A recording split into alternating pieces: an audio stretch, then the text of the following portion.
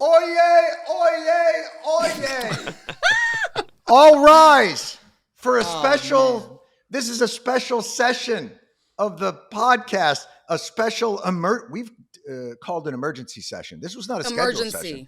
That's right. This is an emergency session of the January 6th committee hearing viewing party. Yeah. Team. We've got Kasaun is here, fabulous writer. We've got Brinda Adhikari, our executive producer. We've got what I think is the angriest liberal I think I know. Thank you. I appreciate it. Young Andy Crystal is also joining us. We are discussing the testimony of one Cassidy Hutchinson. Yep. She was, I guess, an assistant to Trump's chief of staff there, Mark Meadows there. She was, as our friend Hamilton might say, in the room where it happened. Totally. And I wanted to get your guys' opinion on this because the media has gone berserk. When you say berserk, do you pronounce both R's in berserk? I was going to say that's a new way. I've never heard it said that way. Berserk. I say berserk. Kasaun? I don't use the word berserk.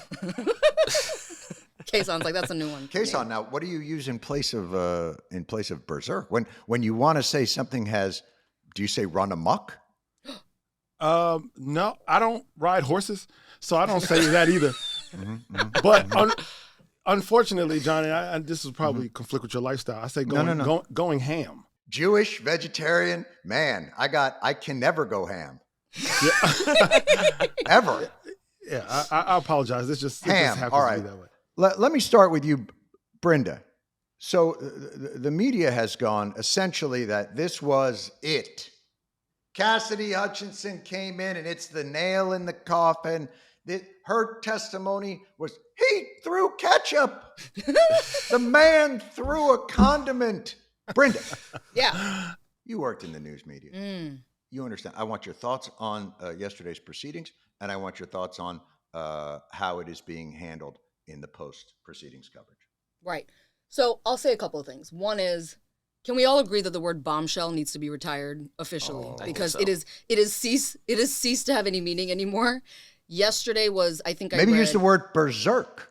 That we need to bring in berserk. It was berserk. How about just bananas? I'm not even sure like any of these value-laden words are that helpful, but the truth is it was riveting. I mean, you couldn't look away because this woman, 24 years old, special assistant to the president. She's only 24 years old? Wait, am I right about that? I think she's 25.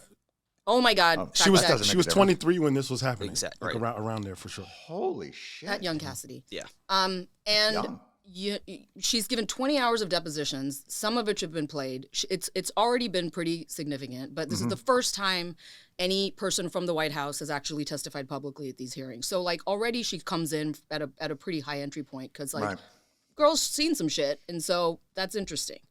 I think it was a unique day at the hearing. I do think it was a special day. I do think something was delivered and said yesterday that I feel like changes the game a little bit if I'm one Merrick Garland or I'm potentially a Republican voter. I know what y'all are going to say, but I stand by that.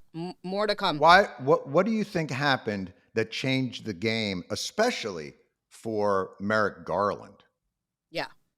And just so people know what we're talking about, Merrick Garland, Attorney General, some saying, thinking about potentially bringing charges against the president. Son of, people don't know this, son of Judy Garland. Very, very few people know that. He's known as the Broadway baby of justice. You're so right. Yeah. She was pregnant with him during Wizard of Oz, apparently. That's exactly right. That's right. But all that to say that I think the day that Cassidy Hutchinson testified, what effectively happened was she said things that, again, if corroborated, and they need to be corroborated, there's more work here to be done, she drew what could potentially be a line between direct actions from the president and potential breaking of law. From everything from, it's illegal to obstruct Congress from certifying the election. It is illegal to incite violence. It is, So there were specific things that if I'm Merrick Garland and I'm watching, I'm like, okay, there might be a little bit of connective tissue here. Merrick Garland's just watching this on TV like the rest of us. Doesn't he have don't they have a file on this shit? He's watching it on TikTok. All right. Right? Let me jump in real quick on this. So, Brinda, let me ask you this. You said if this can be corroborated, and that is my point in all of this. If they allowed this testimony to occur and as of yet have not corroborated it, that is malpractice, because they stuck somebody out there that did. This was much more sensationalistic than anything else that has occurred. Everything else has been a very sober timeline of what has happened. And then they brought in a witness who's like, I heard he tried to strangle a motherfucker.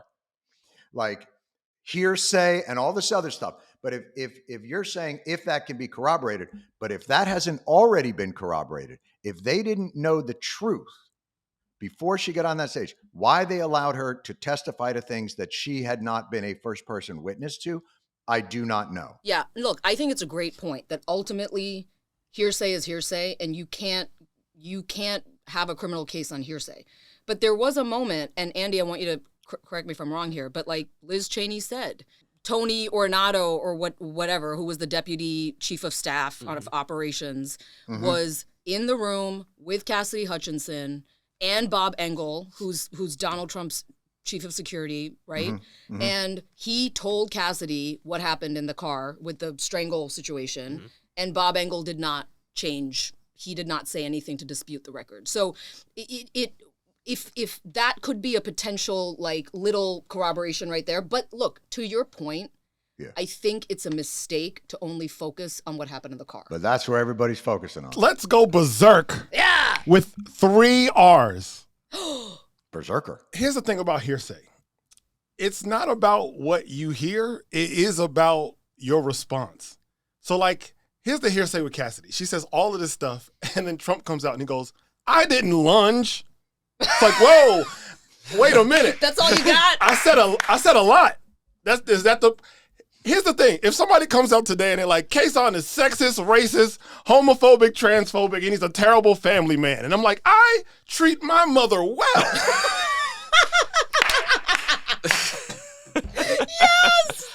Yes. At some point, you're like, I think hearsay sucks, but I think you should defend yourself on the other. There was a lot of allegations there. So the fact that Trump comes out, he does she's a wacko, but then also comes out and he's like, it was more of a bear hug. It wasn't ketchup, it was mustard. You know what I'm saying? There was sauerkraut too. Like what they did is they gave an opening to Republicans to go, well, if he didn't lunge and grab the steering wheel, then he never subverted democracy. Like what they're doing is they're giving, if they were careless enough to put something on there that had not been corroborated and is secondhand information, what you've done is you've given, which is something they hadn't done to this point. Everything else has been incredibly soberly laid out without refute. What you've done is you've given that one little piece of oxygen to the machine that works against truth to say, see, he didn't lunge at the steering wheel, therefore he never subverted democracy. Okay. Let me just say this also. This is and Andy and I, we've all talked about this. The one thing that this did, like I truly believe Donald Trump is the greatest dodgeball player of all time. You just can't hit this guy. He's tough. And you hit him with everything. All-star dodgeball. We started with sexual assault like a decade ago. You just can't hit this guy. This motherfucker, imagine this. You have sex with a porn star while your wife is having a baby. You then pay that porn star $100,000 to keep her mouth shut. And your wife basically goes, hey, boys will be boys. And your lawyer goes to jail. What message does that send to you? It sends this message. I am fucking invincible. Yeah. I cannot be held accountable for anything. And then 10 years later, your followers are like, we need to go to a church and promote a candidate who believes in Jesus. We don't need presidents on bikes. We need presidents with crosses. We don't want a good man. Here's what we want. We want a bad man who will use his evil for us. That's what we've decided the church wants. Andy Crystal, your thoughts on this? Did you think it was the bombshell day that everybody is going crazy on? I actually think it was. For someone who's eternally pessimistic about politics and criticizes them all the time, I think yesterday was as riveting as Brinda was talking about. But I also think, you said it gave them an opening that, Yes. To criticize her hearsay, her, things that she heard from other people. Immediately after that testimony, the Secret Service came out and disputed that one thing about lunging. They didn't dispute anything else, which I think is telling on its own. But they also said that they're willing to come into Congress now to refute that on the record. Okay. To me, I think that lays a little bit of a trap for Republicans. You think they played the rope-a-dope? You think they played the okey-doke? Because think about it. They lured them in. Yeah, if you're now willing to come in to testify about Hutchinson's what she said to the committee, that means you can't just say your piece, get up from the hearing room and leave. You have to then be subject to a bunch of questions about things that she said that they probably don't want to talk about and don't want to answer. They're laying bait. They're laying traps. Yeah, they know. Right, and we're saying, this courageous 25-year-old woman went in front of the committee to take down very powerful men. If they're willing now to refute that off the record. They don't even really put their names on it to reporters at the New York Times or CNN that carry their, that continually carry their water. And if they're not, if they're not brave enough to go in front of the committee to say that and then be open to cross-examination on the other things that they didn't want to talk about or that they know are true that Trump did, I think it lays a little bit of a trap for them. Andy, I will have you know that Donald Trump refuted these charges on Truth Social. And if I'm not mistaken, I believe you must swear on the Bible before signing their terms of agreements. I believe Truth Social is considered legal tender at this point. But John, let me ask you something. Please. All right. So here's my question for you, which is that ultimately you take the media sensationalism, hyperbole out of it for a second. Ultimately, do you agree that these trials are for an audience of one? And that is Merrick Garland. If that's the case, that's the saddest fucking thing I've ever heard.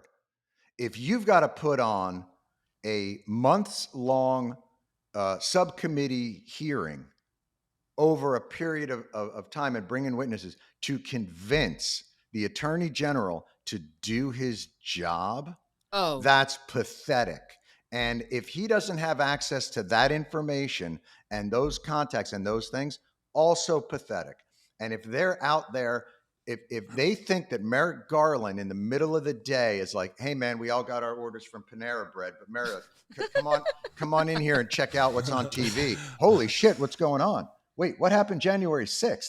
Like, if this is to educate Merrick Garland on the merits of a case that he should be viewing with the utmost ambition, tenacity, and sober analysis already, then he's abdicated his responsibilities as the attorney general to begin with. But and I'll go further and say this. I think the whole point that everybody's making about this misses the point. The whole idea of, see, Trump knew they were armed and he wanted to go lead them. It doesn't matter. Trump could have not gone to that rally and still be guilty, because the truth of all this is, I think there's one thing that they've got to show. And the one thing they've got to show is this. Donald Trump tried, from the moment that election was called for Joe Biden, any possible avenue to change that outcome, from coercing secretaries of state to court cases to trying to get state legislatures to send in different electoral slates. And those methodologies ranged from the well within your rights, which is a judicial case, to on the border of coercion and corruption, similar to his Zelensky phone call, the way Donald does business. Hey, I got a proposition for you. And if you do this, you will forever be in my favor. I need 13,000 votes, and I would be in your debt and in your gratitude to get it. But all of that is still within that realm of like, is that corruption? Is that not corrupt? Is that illegal? Is that not illegal? They're doing the things. Here's what it is. And then he says none of it works. And we finally get down to January 6th. And he says, here's my last ditch effort. Mike Pence. If Mike Pence does what's right and turns this over, we still win. We're all good. So all of that is of one piece. And then you have the second piece. Right. And here's the second piece. What was his plan if Mike Pence said no? And that's everything. Whether he went there with those rioters, whether he incited those rioters, what was the plan? Was there a backup plan to all of these semi-legal constitutional questions? If Mike Pence had done that, it would have gotten overturned. He probably would have gone to court. It would have gotten overturned, but it's still within the realm of non-violent criminal as we understand it. All I want to know is simply this. Was there discussion and a plan of what happens if Pence says no? And to my mind, that's what that march on the Capitol was. And so for me, that's all I need to know. All I need to know is if somebody said to him or in his circle or any of those things, if Pence says no, what do we do? I'll tell you what we do. We stop the count. That's it. To me, that's it. Whether he goes down there, whether he knows that they have weapons, whether he wants to drive in the limo or strangle a guy or throw his fucking lunch at the wall, none of that matters. What matters is, and I think they can show it, is that he had a plan B for every failure up until Pence. And it's clear to me that that rally was in the pocket for if Pence said no. That's exactly right. I just think because everything Andy that Crystal agrees with me. Totally agree, because everything you were just talking about was the criminal act, right? From Trump trying to screw with certification, lead the violent march to the Capitol. What the media has said over and over again after the initial hearings was, okay, that's all well and good, but what was his intent? What was his mindset? Because you need a criminal act plus a criminal mindset to actually indict him for something. That's right. What I think that these hearings are doing is showing the two sides of his mindset. You had, in the initial hearings, the ones before yesterday's, you had his lawyers continually tell him that Mike Pence accepting alternative slate of electors is an illegal act. So even if Trump believed in his heart that this election was stolen from him, they are telling him, regardless of what you believe, if you do this, it's illegal. But he's still got another lawyer in there going, I don't know about that. So he can still play the Donald Trump game. He's still in that place of, you say global warming is real, but this guy says it's snowing at his house. Right, but that's why yesterday's hearing, though, was so important, that now Hutchinson is saying that the White House counsel told Trump yesterday specifically, if you march with these rioters to the Capitol, you might be charged. That is a criminal act, and you might be charged with obstructing Congress and obstructing the count. So that goes to, I think, what you're saying. He didn't go. So my point is this. It has nothing to do with what his actions were that day. It's what was the intent of sending that group into the White House. And I think they can prove that the intent was Plan B. If Mike 100%. Pence doesn't deliver for us, as he said, what's our next move? Because then it's checkmate. Oh, I know our next move. Let's stop the count.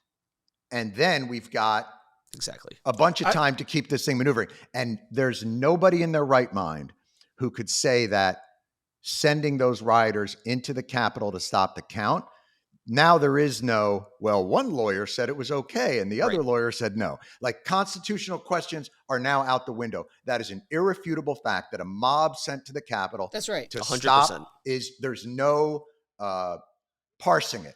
But John, don't you feel like yesterday was laying the groundwork for that second part of what you're talking about? And I'll tell you why. Cassidy Hutchinson says she walked Rudy Giuliani, who's a lawyer for Trump, walked him to his car, and he's like, Cassidy, January 6th, it's going to be a great day. Like, it's going to be a really exciting day. We're going to be doing a lot, or something like that, right? And she then goes to Mark Meadows to recount that conversation because she's like, I don't know what the fuck he's talking about. And he's like, it could be a very, very bad day. Right? But that's all that is hinting at something. You know, Steve Bannon says it's going to be wild. This person says it's going to be a bad day. None of that matters. All that is like hinting at something. What matters is, honestly, like, all I care about is if they are to say, look, I don't think Pence is going to do this. And they had evidence that he wasn't going to do it all the way leading up. They kept pressuring him. Somewhere, somebody has to have said, what do we do if Pence says no? You're right in that, like, the media narrative is absolutely focusing on this, like, bombshell about the, like, catch-up thing, right? The sensationalistic behavioral stuff. It's what they've always done with Trump. Right. But ultimately, do you feel like yesterday was more noise, or do you feel like yesterday moved this whole thing forward in some way? I think the clarity for me is that for the American public, this at least finalized the timeline of what was going on January 6th. For me, when it all happened, I mean, the world kind of stopped, and we were all watching in real time people storming the American Capitol. Mm-hmm. And then the second thought was, where is President Trump? Like, why is he silent? Is he going to say something? Mm-hmm. And now to know from Cassidy Hutchinson's testimony that in the time that we're waiting for Trump to break his silence, it is him in a car being like, please take me back. I want to say something. Like, that has to finalize. In real time, he has to know what's going on at the Capitol. And he's like, just take me back, please. I want to be with my friends. I got to be there with them. And at the point where he realizes he can't go back is when he tweets, you're so special to me. Just go home. That's right. Like, I can't. They won't let me come back to you. So just go home. You're all very special. If nothing, I do believe there are breadcrumbs being laid down for a bombshell later to come. It has to at least finalize the timeline and explain his silence in the moment, knowing that he was trying to get back that whole time. To me, it's all about purpose. What was the purpose of sending people to the Capitol? To me, the only thing that is relevant to any of this is, did you send people to the Capitol to stop a count because all of your other options that you had clearly tried for the last 2 months had failed? Was this your Hail Mary? Did you line up and go, all right, none of this other work, so everyone go long, and I'm just going to fucking throw it up and let's see what happens? To me, that is where this turns from, we can argue constitutional law, we can argue intent, we can argue state of mind. To me, this is all about, why did those people go there? What was the intention? Mm-hmm. And I think it's pretty clear that the intention was, if Mike Pence doesn't do the right thing, go.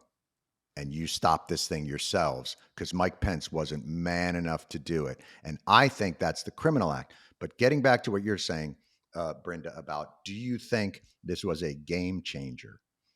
I do, but not for the reasons that the media is portraying in terms of, she is now in the room and he was losing it and all that. I don't think any of that matters. I think what matters is what I was just saying about, if there was a purpose to that crowd, then to me, he's got to go to jail, because that is, you've clearly now incited sedition, and you're trying to interrupt a government body from doing its job and have a peaceful transfer of power.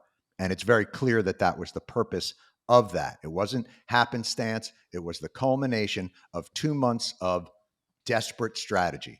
Does this work? Does this work? Does this work? Does this work? Here's our final throw. Pence can do it. He can deliver for us if he's man enough. He's not gonna. Oh boy. All right. Here's our final move. And that's it. Here's why I think, though, that this was a game changer. Because whatever happens to Trump politically or criminally, it will still be viewed as a political act by the government. I think the larger development from yesterday was that more Republicans decided Ron DeSantis is a better option. With all, this is just too much. I don't think they decided it based on, their surprise at Trump's actions. They knew exactly who they were fucking dealing with for 4 years. Right. And there is nothing surprising about what happened at the Capitol, given this man's pathology and narcissism and non-allegiance to America and its ideals.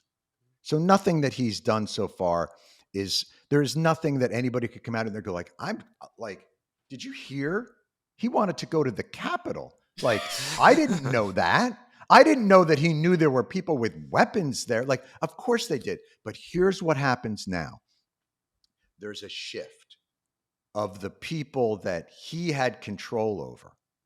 Now, when they were trying to get rid of Trump, a lot of Republicans were like, we don't have, like, that's our only guy. Like, he's the only one who can do this. But now they're starting to go, it's one thing when you're driving off a cliff and you steer away from it and you don't know where you're going to.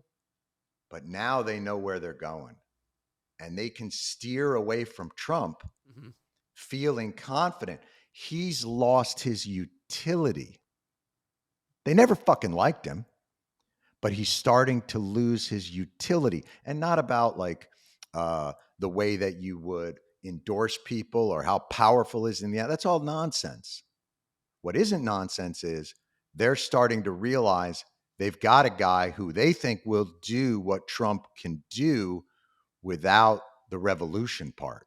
Without going to jail. Exactly. And so the game changer part and the danger to Donald Trump is simply they've got a better option now.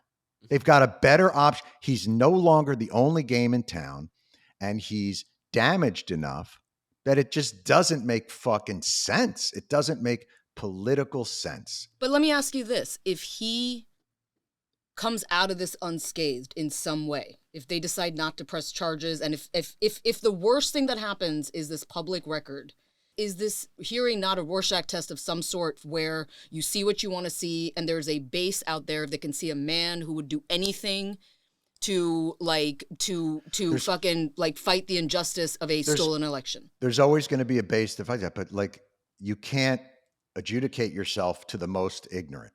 You can't make your decisions based on that. Remember, a lot of this is a political party utilizing that energy, that red meat energy, but utilizing it cynically. A lot of this is cynical. A lot of those people in that room, like when they're like, she was in the room and he shocked people. Like, no, they didn't. They were with him for 4 years. You really think that was his first plate of food against the wall? You don't think they have to get extra bottles of ketchup because of how often this guy's fucking throwing it against the wall? The White House staff is wearing hazmat suits. My guess is he had a condiment canvas room and he just went in there and was throwing whatever he had on his sandwich. But you get my point, right? A lot of this is performative shock. So much of this is, wow, that's not the guy I thought I knew. Mm-hmm. It's, yeah, that's right. He throws shit when he doesn't get his way because he's who throws food? Babies. But man babies throw condiments. So man babies have their food and then they go, I need some seasoning on this, so I may throw the whole thing. He's a man baby. And he's always been a man baby. He was a man baby when he was a real estate guy in New York. Everybody that worked for him fucking hated him. All the contractors, because they knew what they were dealing with. And everybody that worked in that White House knew what they were dealing with. And they made that deal with the devil because the devil gave them power.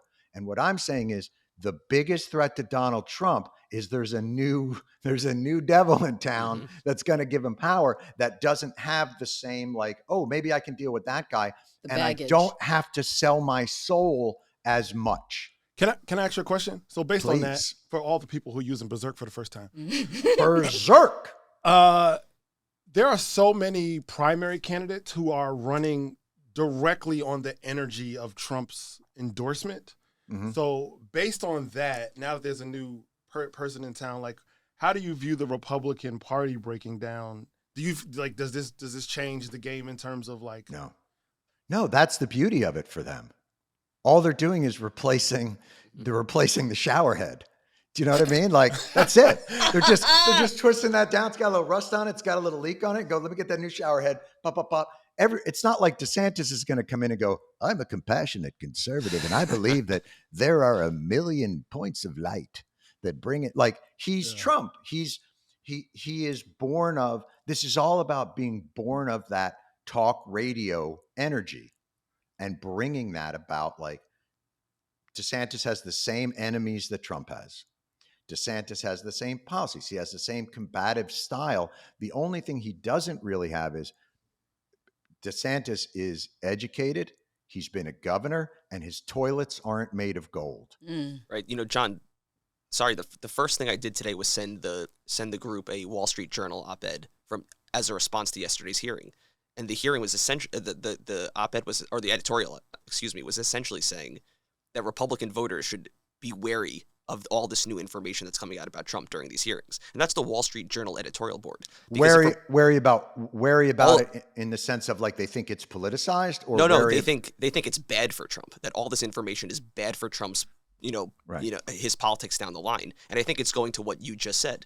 I think, Fox and Republicans are not going to drop Trump immediately. It's going to be a gradual thing. No, and you've seen it happen.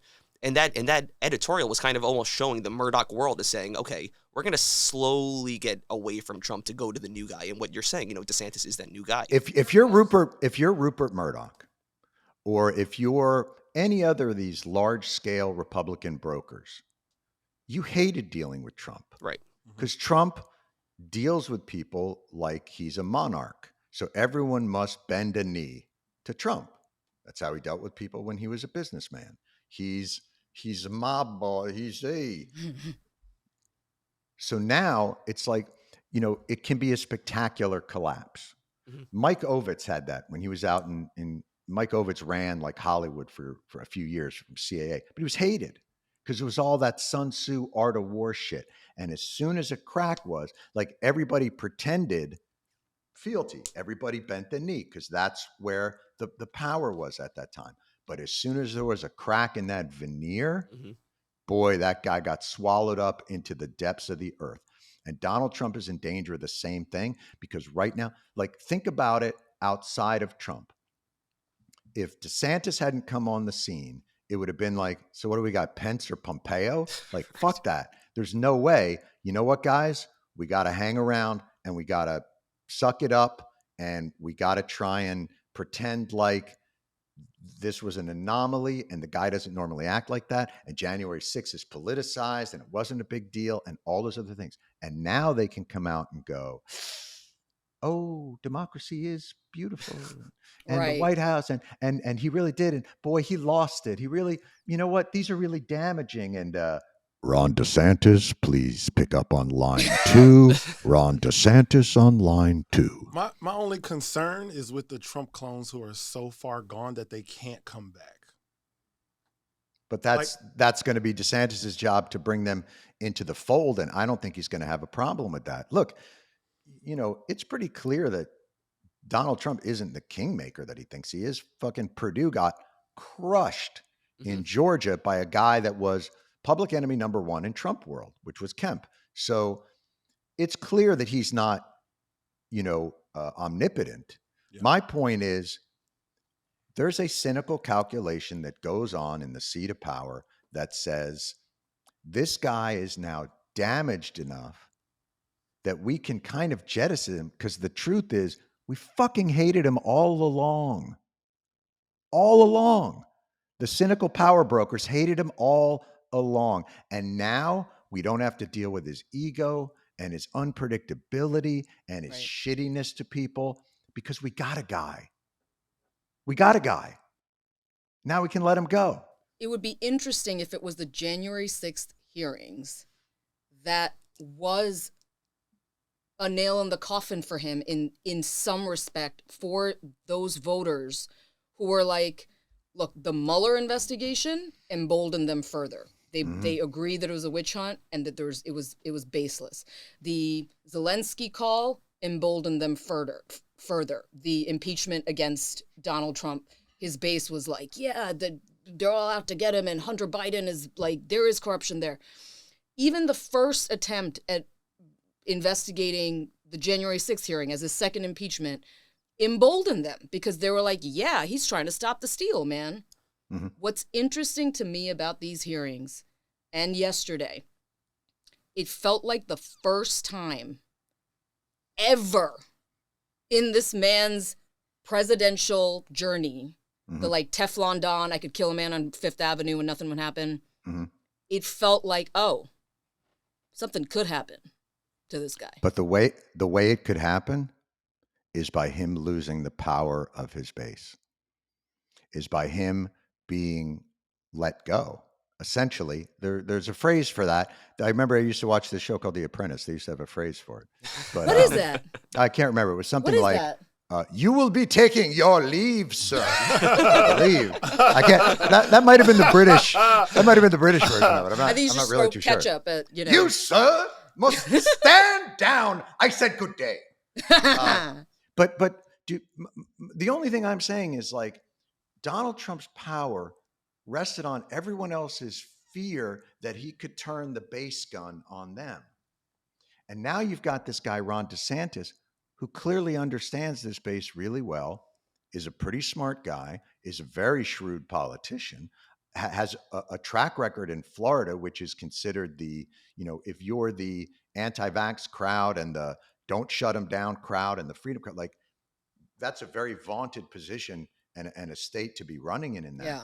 It's not a surprise that this week alone, Elon Musk and Joe Rogan endorsed him. So do you see what's happening?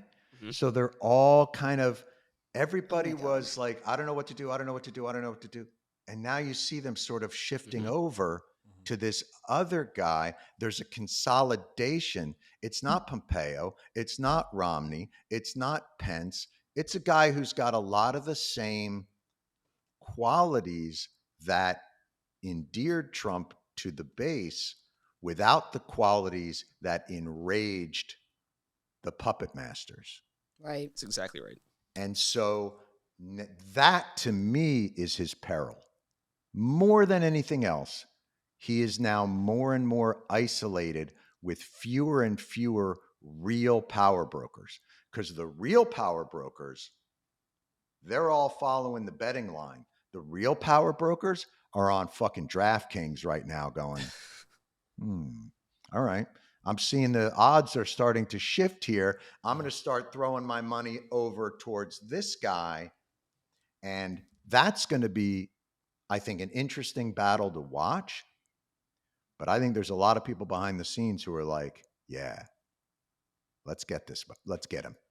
Let's get him. And let's bring this to an end. The era of Trump, let's bring it to a close. That's what they're saying. He was useful. He set us on a good path. We'll certainly build him a library. We'll have no books in it. Also with gold toilets and neon. It's going to be the only library with neon lights and gold toilets. But do you see what I'm saying? Like, it's not about Merrick Garland, to be honest with you. Like, I don't put any faith in our Justice Department in having the balls to actually bring that case or do it in a way that isn't considered politicized. Like, to me, the game changer of this entire thing was that first hearing where all this, I'm used to watching Congress go up their own ass and, perform and do all that shit, show off for the cameras, all the things that we're used to saying, say things that have no basis in reality, just happy to hear yourself talk. When they just laid things out, like, here's what we're going to do. Doink, doink, doink, doink, doink. And here's how we're going to do it. Doink, doink, doink, doink, doink. And here's some of the evidence. Bop, bop, bop, bop, bop. And I was like, oh my God, they're doing this right? Right. What? To me, that was it. That's when I went, if this plays out in the right way, they're probably not going to prosecute the motherfucker, but they're gonna take him down. But they're going to take him down because the Republicans are going to go, we got a guy, different guy. This conversation was very helpful. After we leave here, I'm going to ask Nancy Pelosi for my $15 back and give it to Ron DeSantis. I'm not saying it's good. It's a change we can believe in, John. That's right. I'm no saying Trump. It is. DeSantis. Yeah. You know what Ron DeSantis is? You watch the first Terminator and you're like, this motherfucker can't be killed. And then he's killed. And then you watch the second one and you're like, oh my God, this motherfucker can't be killed. Yes, like, he is Terminator 2. Oh my gosh. He can take the big shot and then just go like, oh, I'm coming back. Andy Crystal. Good. Where do you now? What? So what are we waiting for next? In the pessimist's mind, what are we waiting for next? I am waiting for the Democrats to take whatever's happening in the January 6th committee and then turn it into a political attack against Trump and the Republican Party. Not really Trump himself, but the Republican Party writ large. Because this is still happening. The coup is still ongoing. But do you think that would work, Andy? Because I don't have faith in Democrats to do anything correctly in terms of getting their message to the American people. But at least they could try, and they haven't even tried. They should learn from.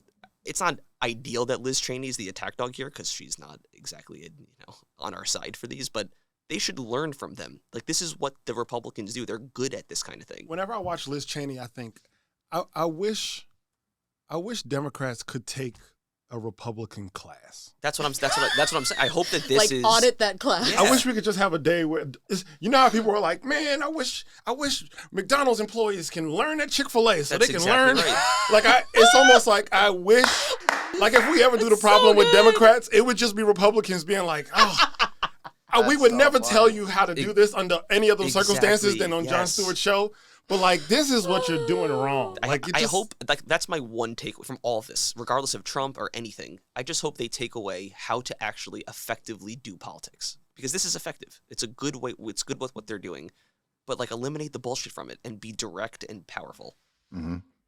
No, I think that's right, and not get caught up in the other stuff. But I really believe that yesterday was a watershed only because it felt like that shift to DeSantis moved past 40%. I mean, the man could still run for president even with these indictments looming, right? Yeah, sure. But if he doesn't have the support, he won't. Trump is going to do his best to try and destroy DeSantis or do any of those things, but I don't know if he's going to be able to.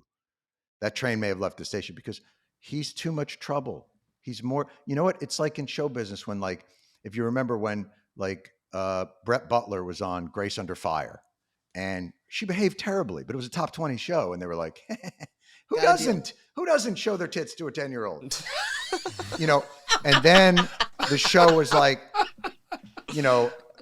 80th in the country, and she threw a Coke can at the head writer, and they're like, "That is outrageous," and you must get it, because she no longer had the capital, she no longer had the currency, and Trump is losing currency and DeSantis is gaining it. And at some point they're going to pass each other and then it's over. The sad part about politics is that as a country, we have to wait until you get to 80th. Right. Before it all comes out. Listen, I'm glad we did this. I'm glad we held our moot court and discussed this, because this has been an incredible kind of day, and I've been struck by how the media has viewed this as this was the turning point. And I just thought, boy, it'd be great for us to get in the room and just kind of hash it out a little bit. So yeah, man. I always appreciate it. The wheel of misfortune is fun to do on a daily basis now. Yeah. All right. Great stuff, guys. Yeah, as always, check out the show. The Problem, it's on Apple TV Plus. We got a podcast. That's it. See you guys later. Bye. Bye-bye. Bye.